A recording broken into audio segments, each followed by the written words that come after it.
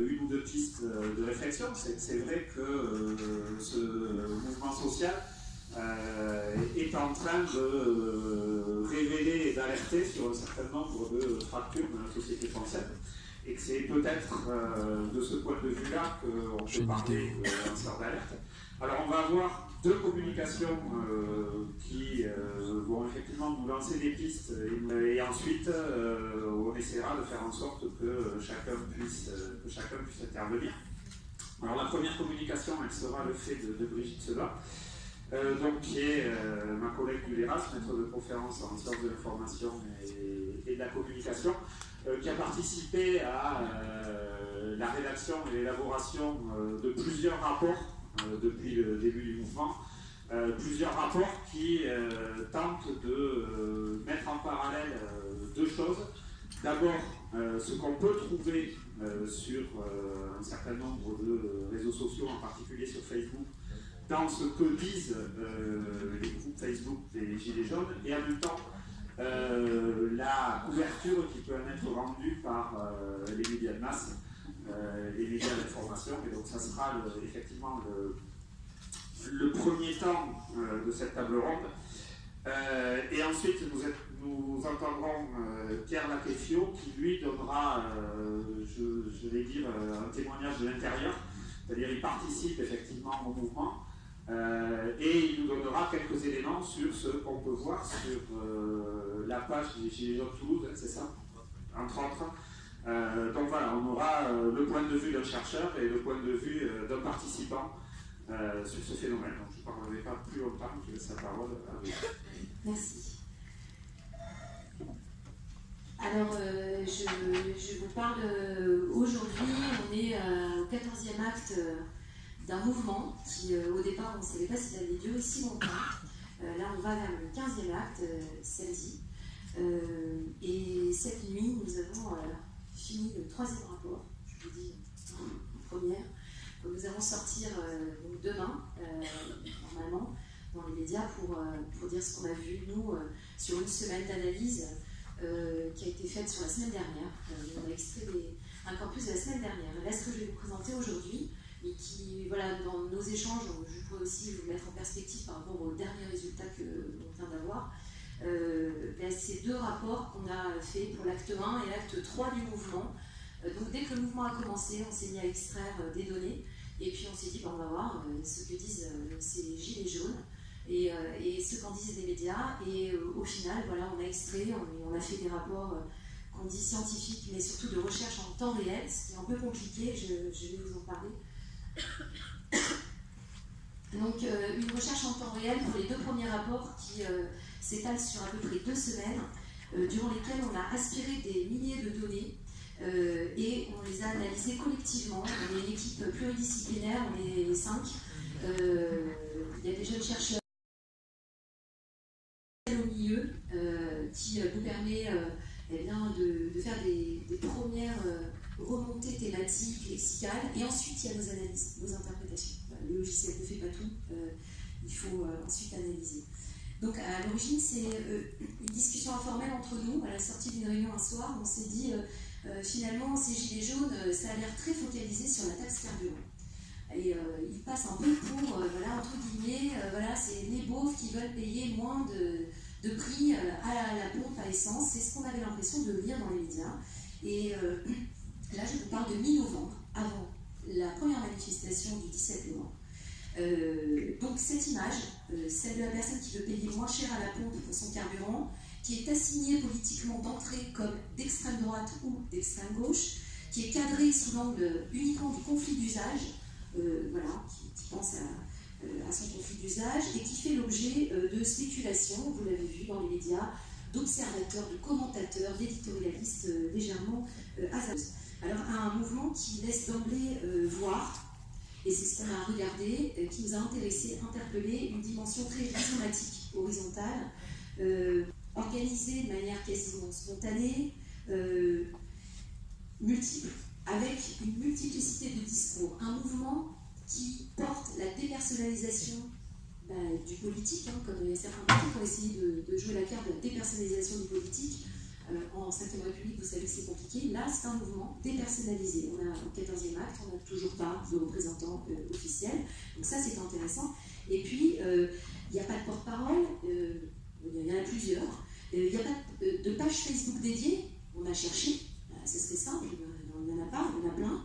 Et puis, il n'y a pas de réseau social dédié, parce que nous, on est allé chercher Facebook, mais ils sont aussi sur Telegram, ils sont sur WhatsApp, ils sont sur Discord, ils sont partout.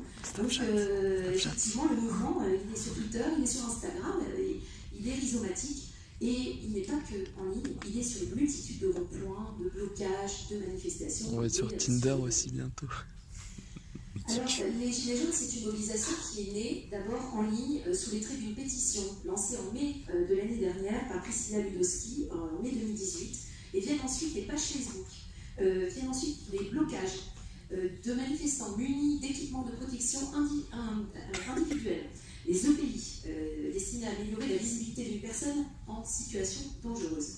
Et c'est plus de 2500 lieux de contestation en France le 17 novembre et les jours suivants.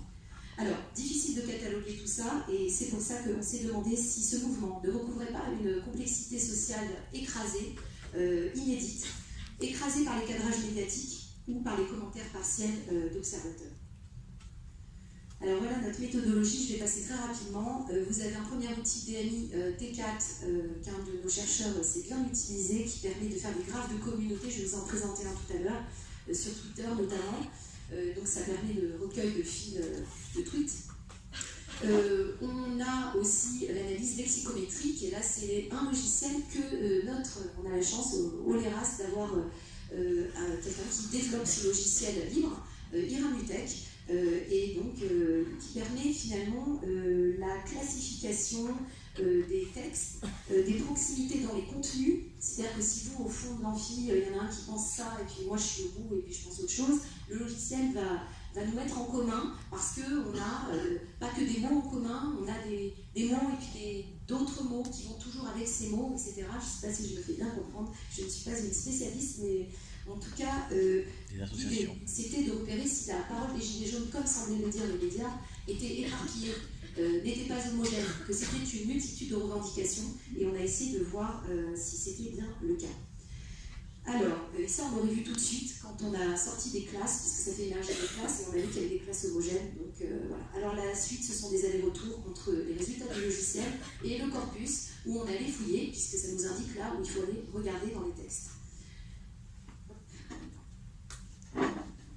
Alors, des rapports qui se concentrent autour de deux dates. Celle du 17 novembre, date de la première grande manifestation, celle du 1er décembre, caractérisée par de violents affrontements, c'est le début. Et puis, donc voilà, c'est un contexte d'éclosion du mouvement, donc c'est intéressant de regarder comment il a éclos. Notre terrain, c'est plus de 4 millions de tweets que nous avons analysés, contenant l'un des hashtags suivants: 17 novembre, blocage 17 novembre, gilets jaunes au pluriel sur Twitter. C'est plus de 56 000 commentaires de la pétition de Priscilla Ludowski depuis le mois de mai, pour voir si les commentaires étaient argumentés. Voilà. C'est plus de 1280 articles de 10 journaux de presse quotidienne nationale, Libération, L'Humanité, La Figaro, Le Monde, etc., Le Parisien. Et puis, c'est Facebook, et ça c'est notre particularité, c'est-à-dire que sur toutes les études qu'il y a eu sur les Gilets jaunes, on a été les seuls, il faut le reconnaître, en toute modestie, parce que c'est un travail long et compliqué de faire de l'extraction de posts Facebook. Alors, l'extraction de posts Facebook, elle se fait sur des groupes publics. Or, ce qu'on a constaté depuis le 17 novembre, c'est que la plupart, et ça, peut-être que Pierre va nous expliquer pourquoi, que j'aimerais bien savoir, la plupart des groupes passent en mode privé. Par exemple, celui qu'on vient d'extraire la semaine dernière, La France en colère, est passé en mode privé cette semaine. Voilà, c'était mardi, il est passé en mode privé. Donc, ils passent tous en mode privé. Alors, nous, on s'en fiche, c'est-à-dire qu'on peut aller les extraire en mode privé, mais ça va nous prendre 4 fois plus de temps. Donc c'est compliqué, donc on s'est demandé si ça voulait dire quoi cette privatisation des groupes. J'aimerais bien que tu nous dises tout à l'heure. Voilà, hop. C'est bon, je suis dans les temps parce que j'ai pas. Alors, les résultats de nos rapports. Bien, alors, je suis passée peut-être trop vite. Voilà, alors les résultats de nos rapports, de manière générale, vous avez un cadrage médiatique qui est focalisé dès le début du mouvement sur le conflit d'usage par les médias. En gros, on ne voit pas du tout la question des inégalités sociales, des injustices fiscales. On croit, enfin les médias écrivent, alors les médias entre guillemets, pas tous les médias, mais j'y reviendrai, mais écrivent que en gros les gilets jaunes sont indifférents à la question de la transition écologique et ne préfèrent que s'occuper du prix de l'essence à la pompe. Donc ça c'est quand même une façon d'écraser la revendication. On s'aperçoit, et ça contredit complètement certaines études qui sortent en ce moment, et qui disent que le RIC, c'est très récent, ce n'est pas récent, puisque nous avons vu à l'apparition du RIC dès la première semaine de mobilisation et des doléances. Donc il y avait des revendications, on va dire doléances, quand on dit doléances, c'est pas très bien choisi d'ailleurs, on a changé le 13e rapport, c'est vraiment l'offre de vie quotidienne, le pouvoir d'achat, le travail ne paye pas, on veut que le travail paye, nous on ne vous demande pas des aides sociales, on veut que le travail paye, on n'a pas une vie qui est correcte, etc. Et puis, l'autre pôle que je vais vous expliquer tout à l'heure, c'est le pôle institutionnel. C'est-à-dire qu'on veut changer le système politique. Il y a des injustices, etc. Donc on veut changer. Donc ça, c'est l'autre pôle.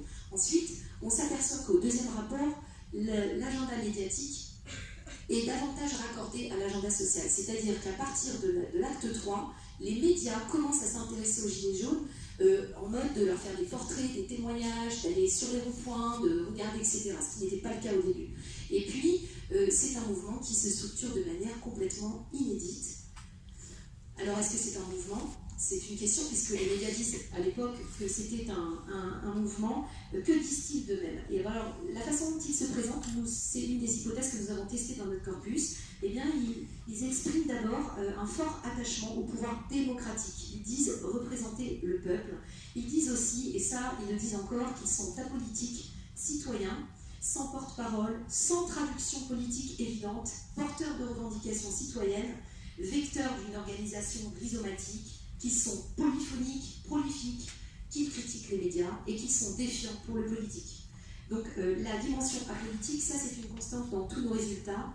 Elle s'illustre aussi dans les velléités des Gilets jaunes que nous avons vues nous sur Facebook pour modérer, pour appeler à la modération des groupes. Non, mais là c'est partisan, politiquement là vous allez trop loin. En fait, on appelle le community manager à modérer. Donc il y a des traces de modération, nous les avons vues, pour qu'il n'y ait pas de récupération politique ou d'infiltration partisane. Un mouvement aussi dont la convivialité apparaît, et encore aujourd'hui, comme un ciment très fort, peut-être inaperçu par les médias et par le pouvoir politique, c'est-à-dire que plus le temps a passé, plus la convivialité autour des ronds-points et en ligne était un ciment de ce mouvement. La convivialité, puisque les gens se sont mis à parler entre eux, des gens qui, pour certains, témoignent d'un isolement fort dans leur vie quotidienne à cause de leur niveau de vie, pas de loisirs, etc. Et ça, c'est très mobilisateur. Certains ne sortaient pas, certains n'avaient jamais voté, et ils expérimentent ici une sorte de citoyenneté et portent la revendication d'un intérêt général bien au-delà de leurs intérêts particuliers. Alors, argumenter. Alors ça, c'est vraiment se demander si c'était argumenté. Oui, ça l'est. Ce ne sont pas des revendications en l'air, des revendications argumentées et un rejet de la violence, qui est toujours le cas d'ailleurs pour le rapport numéro 3, la même chose. Alors, deux points importants émergent de nos analyses. On a vu que déjà les internautes argumentent, débattent, mettent en cause un système économique et politique qui, selon eux, s'est essoufflé, ne fait plus ses preuves. Et puis, deuxièmement, un rejet majoritaire. Majoritaire, c'est-à-dire qu'à la marge, on a aussi trouvé des traces de gens qui légitiment la violence, bien sûr. Mais quand je vous donne les grands résultats, c'est ce qui est le plus significatif, c'est le plus partagé. Eh bien, c'est un rejet de la violence, et avec un débat autour de l'utilisation légitime de la violence. Est-ce qu'il ne faut pas, pour faire bouger les choses, utiliser la violence finalement? Il se pose la question, mais sans grande partie de manière majoritaire. Il y a même des effets même de solidarité avec les forces de l'ordre, hein, par certains moments, on pourra en reparler. En fait, en gros, ils identifient la violence ou l'escalade de la violence comme un piège dans lequel on attend ce qu'ils tombent pour invisibiliser leur lutte, oblitérer le sens de leur lutte. Exemple, je vais vous citer une parole de Gilets jaunes en ligne. Aidez-moi à vivre mieux, pas à casser des vitrines pour piller ou taper des politiciens, sûrement pas. Je soutiens les policiers. Stop violence. Voilà. Aidez-moi à vivre vraiment quelque chose qui tombe. Alors, voilà les revendications. Ça, c'est, on va dire, ce qu'on a trouvé vraiment d'intéressant, parce qu'on a relevé que les priorités des individus sur les réseaux sociaux, qui étaient donc très attachés aux enjeux publics, donc plus que ce que les médias en disaient, montrent que finalement il y a une marque de politisation forte dans les pratiques socio-numériques, dont l'importance, elle a été minorée complètement par les médias dans leur cadrage, en fait, on va dire des revendications qui semblaient concerner que l'usager automobiliste au départ, et puis qui peu à peu sont montées en généralité pour se transformer en revendications citoyennes contre les injustices fiscales et contre les inégalités sociales et pour davantage de pouvoir citoyen. Alors, juste une remarque, parce que certains commentaires d'observateurs ou d'éditorialistes ont tendance à ramener les revendications à une inquiétude identitaire ou culturelle. C'est par exemple la question de l'immigration. En disant, ben voilà, s'ils n'ont pas de travail, peut-être qu'en fait, une des causes qu'ils vont vite identifier, parce qu'ils sont d'extrême droite, ou parce qu'ils sont je ne sais pas quoi, ça va être de dire que c'est à cause des immigrés, par exemple. Là encore, au rapport 3, on ne l'a pas vu, ou à la marge, c'est-à-dire que non, la revendication est économique, porte sur l'offre de vie quotidienne et n'est pas articulée à des enjeux identitaires ni culturels. Nous n'avons pas trouvé cela en majorité.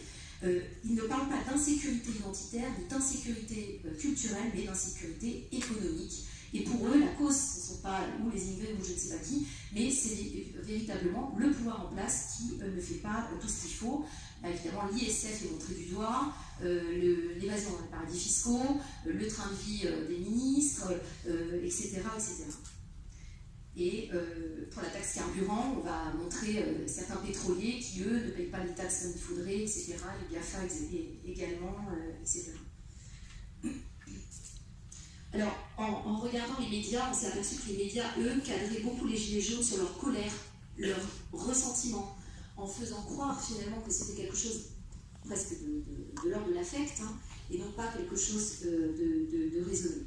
Alors, premier pôle, les injustices fiscales. Donc, augmentation des bas salaires, taxes, ISF, revalorisation du pouvoir d'achat, égalité face à l'impôt, maintien des services publics. Ensuite, les inégalités sociales. Voilà les principaux thèmes qui ressortent de leurs paroles. Zones rurales défavorisées, personnes en situation de handicap, retraités, éducation. Et ensuite, un second pôle qui apparaît très nettement dès la mi-novembre, ce sont les revendications institutionnelles. Appel à un changement institutionnel, de nouveaux modes de gouvernance, moins méprisants, plus justes, et la question du pouvoir citoyen. Ces deux pôles, dans nos analyses, sont reliés nettement par une seule chose qui est en commun, le RIC, qui apparaît dans les deux pôles de ces lois. Alors, quelque part, certains observateurs voient là un paradoxe, en disant à la fois les Gilets jaunes demandent des mesures au gouvernement, tout en disant ne rien en attendre, vouloir tout mettre par terre et de revendiquer un changement de système politique. Alors, ce que nos analyses nous permettent de dire, c'est que ces deux types de revendications ne sont pas solubles l'une dans l'autre. Tous ne revendiquent pas la même chose, mais le socle commun apparaît nettement comme un élément structurant, c'est la reconsidération du citoyen et de l'offre de vie quotidienne. Alors, hop, là vous avez des phrases de Gilets jaunes. Ouais, 5 minutes, c'est bon. Bon voilà, je ne vous les lis pas parce que je n'ai pas le temps. Voilà. La critique des médias, alors, la critique des médias, elle est plus complexe qu'il n'y paraît. Oui, il y a une critique des médias importante fin novembre et début décembre. En fait, ils critiquent non pas la profession du journaliste, la mission du journaliste, ils critiquent le fait que notamment les journalistes font un cadrage trop limité du mouvement et surtout invitent des gilets jaunes sur les plateaux de télévision alors que ces mêmes gilets jaunes ne sont pas formés à passer à la télévision, donc ne font pas les bons gestes de communication non verbale, ne sont pas experts et donc font n'importe quoi et on leur pose des questions débiles et ils répondent du coup à côté de la plaque et cela nuit au mouvement.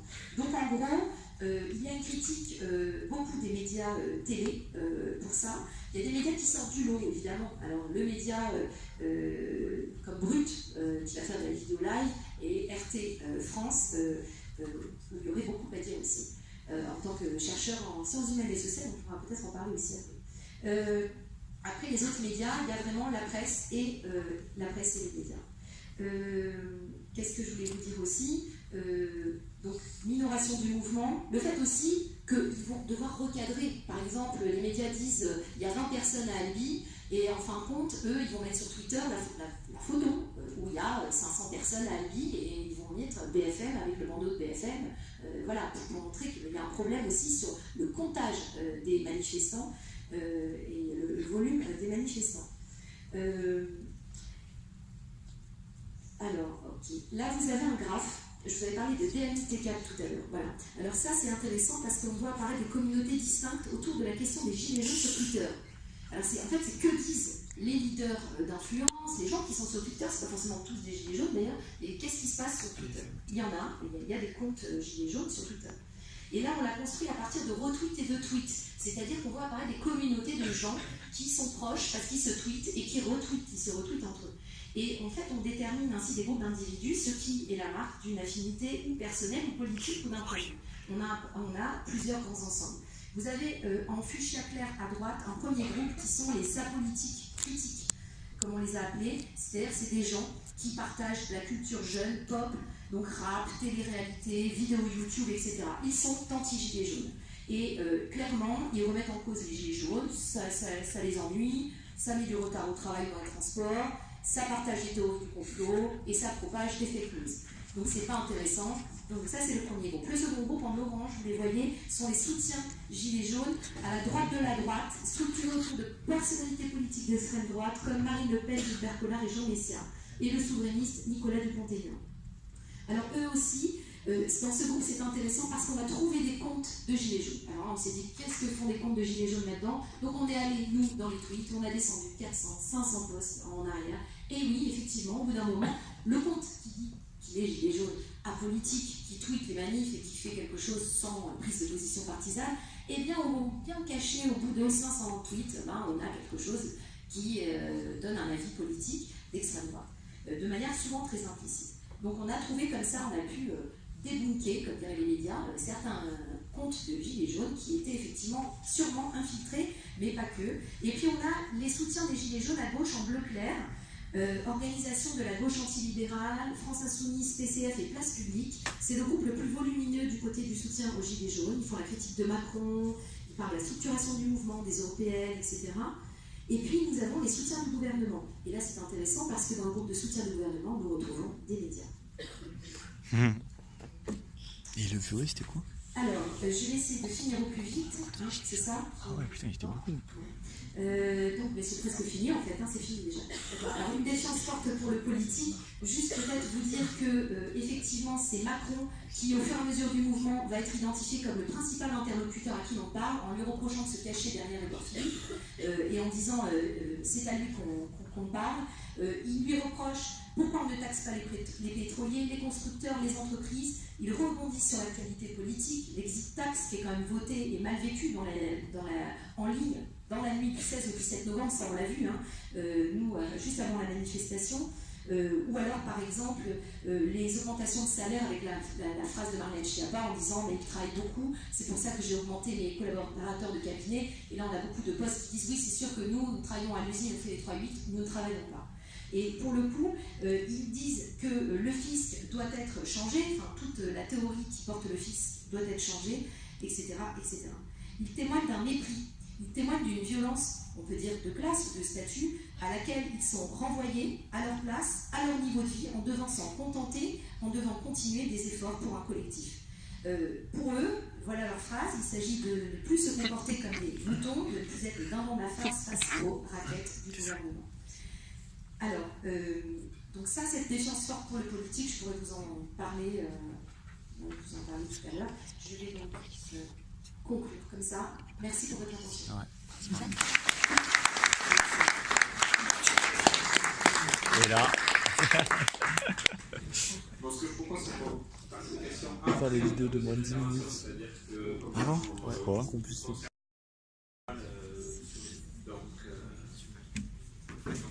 Je vous laisse y aller, donc je vous effectivement représente Pierre Marquesio qui fera effectivement un témoignage plutôt de l'intérieur, après ce qu'on vient d'entendre.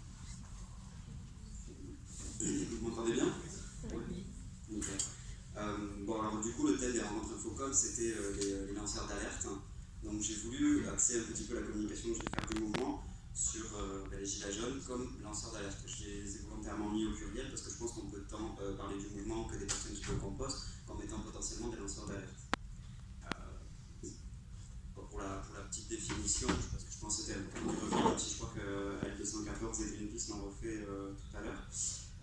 Un lanceur d'alerte, c'est avant tout une personne, un groupe, une institution qui ayant connaissance d'un danger et se faisant en fait un risque, un scandale, un danger, un risque, un scandale, adresse en fait un signal d'alarme et se faisant en fait enclenche un processus de régulation, de controverse, de mobilisation collective. Cette définition, je l'ai prise sur Wikipédia, tout simplement. Et donc du coup, je voulais voir avec vous, en fait, j'ai fait un petit plan, mais je voulais vous rappeler. Je pensais revenir avec vous sur en fait les différents mouvements sociaux qui ont eu lieu depuis qu'il y a eu en fait le début de prise de pouvoir de M. Macron, notre président, à partir en fait du moment où il était secrétaire d'État. Ministre de l'économie. En fait. Donc on a eu le travail 1, le travail 2, on a eu Nuit debout, je ne sais pas si vous vous en rappelez, etc. Et je voulais un peu axer cette chose-là, parce que par exemple, Nuit debout a été pour moi un petit peu le lanceur d'alerte de ce mouvement-là aussi à un moment donné. Est-ce que les structurations en fait, dans les mouvements sociaux doivent être...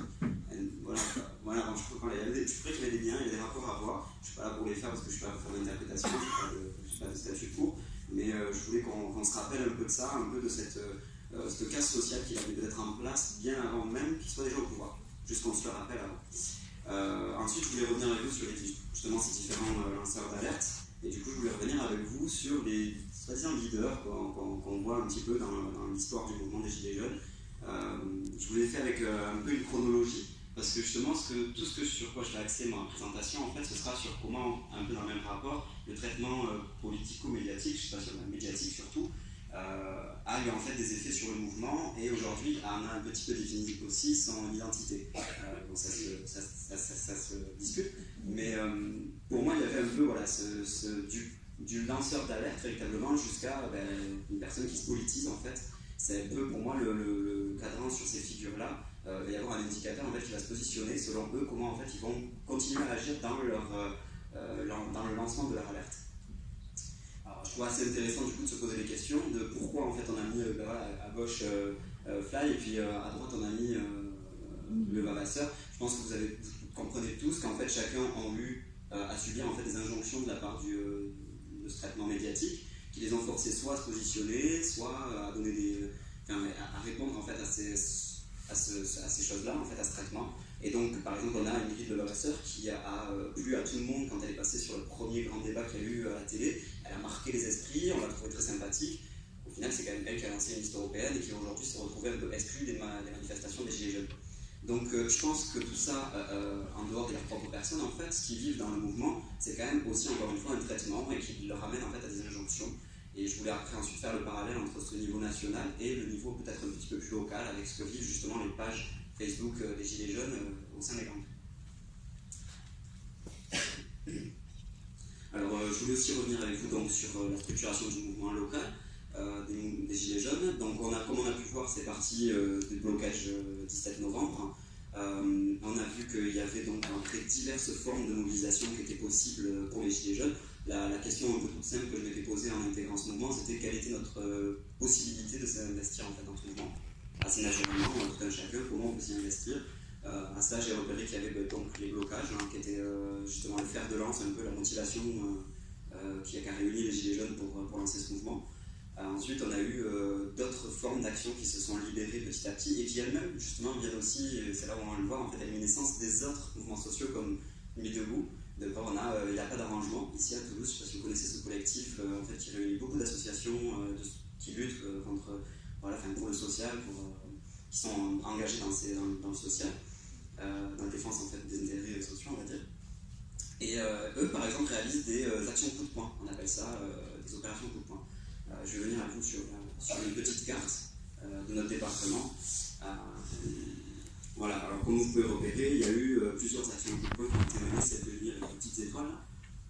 Voilà, qui ont été donc, le premier ça a été Primark, donc, ensuite il y a eu Starbucks et dernièrement KFC, qui ont été tous en fait et après il y en a un autre pour Pourquoi je m'arrête en fait à la différence des blocages, comme là vous pouvez voir les différents blocages qui ont eu lieu, qui centrent en fait soit sur des raffineries, soit sur des centres commerciaux, soit sur des zones industrielles qui doivent être bloquées pour bloquer les camions.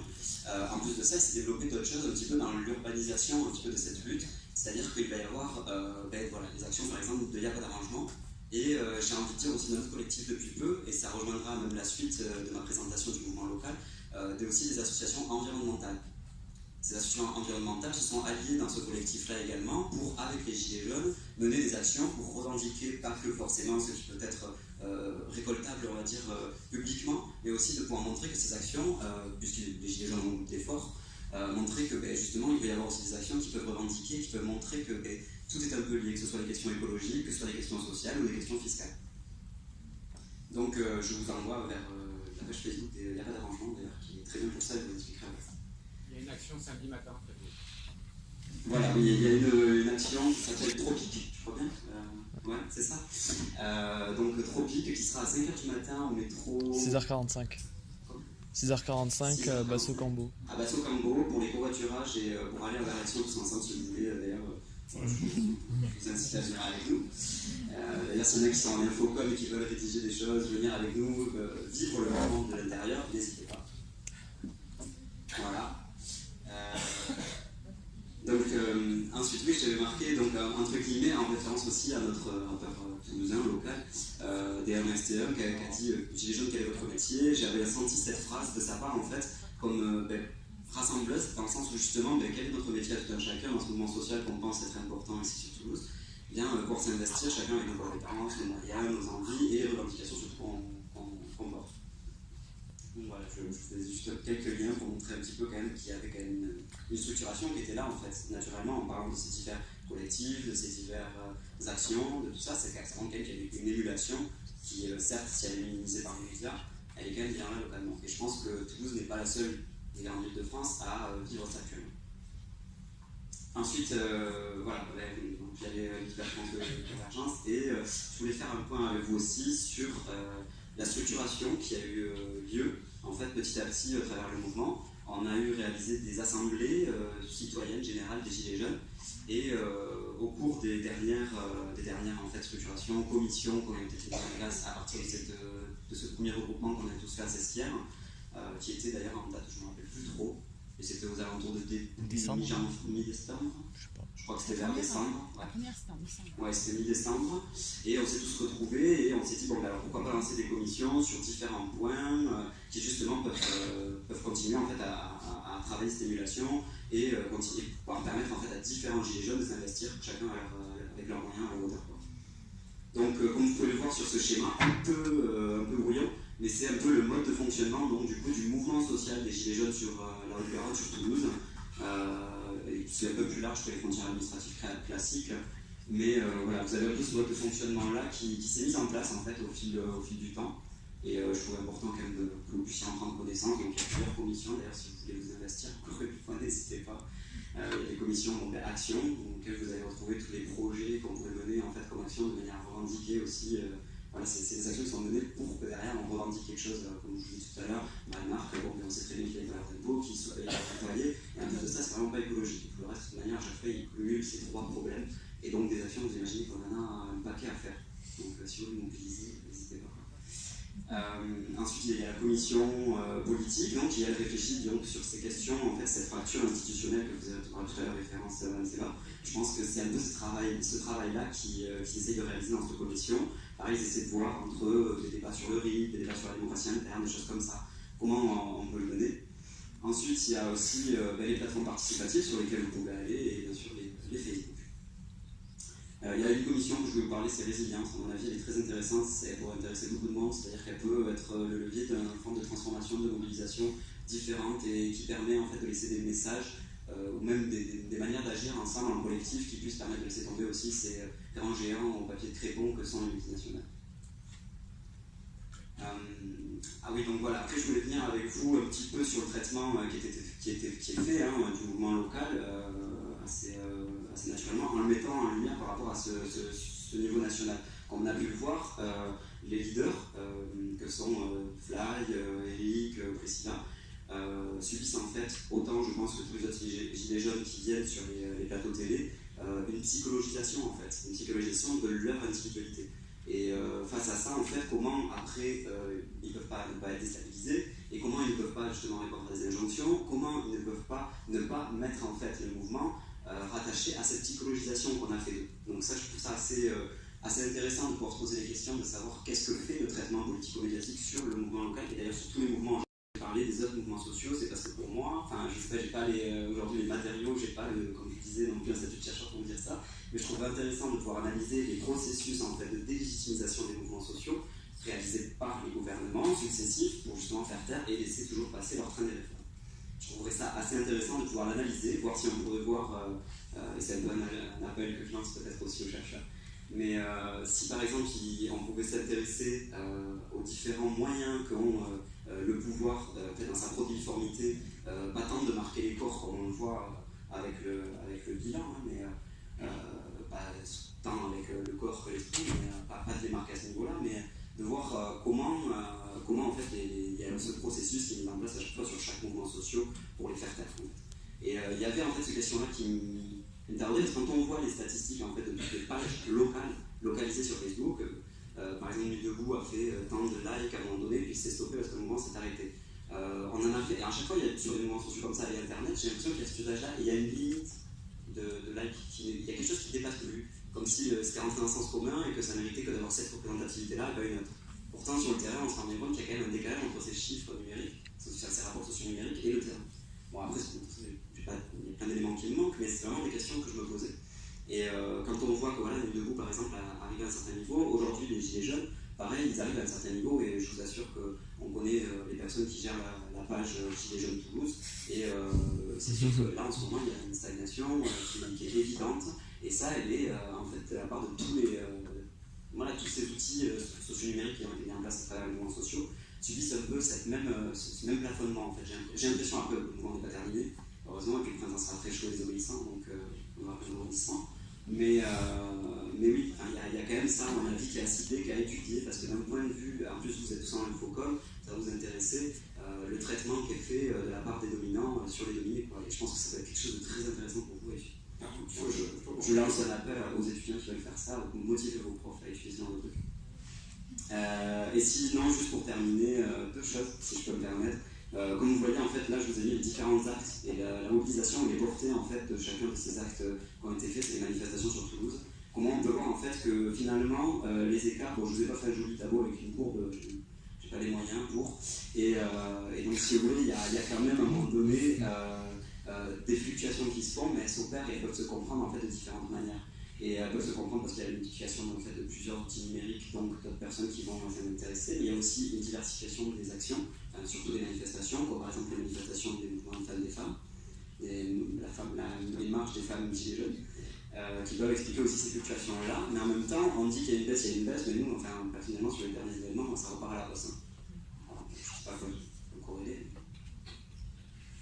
Et donc, pour terminer sur quand même la judiciarisation et la criminalisation du mouvement, autant comme là on a pu le voir, c'est des indices, je vous laisse des traces, en fait l'idée que vous voulez, c'est pas, moi je suis pas là pour faire quelque chose de très professionnel, je suis là pour parler avec vous en fait de ce qui m'intrigue dans le mouvement et comment je vois qu'en fait il y a des actions qui sont menées qui sont pas, qui viennent ni des gilets jaunes, ni peut-être des médias aussi, parce que tout ça en fait, quand on se pose des questions, qu'on regarde avec un peu de recul les mouvements sociaux, on se rend bien compte que chaque acteur, que ce soit les journalistes ou les citoyens, on est tous pris en fait en tenaille par la protéiformité du pouvoir. Ça c'est peut-être mon idée, je pense que c'est un parti pris, mais j'ai l'impression qu'on a tout ça à regarder. Et de plus, ce que je voulais rajouter pour terminer cette présentation, et après on pourra en débattre, c'est pour ça que j'ai voulu la plus ouverte possible, c'est qu'il y a quand même une criminalisation, une judiciarisation qui se fait. On a pu le voir ici en Haute-Garonne, il y a moins de blocage, moins de barrage, c'est parce qu'il y a tout simplement un arrêté préfectoral de 6 mois qui, en fait, s'il y a tout gilet jaune de plus de 5 ou 6 personnes, on n'a jamais vu ça,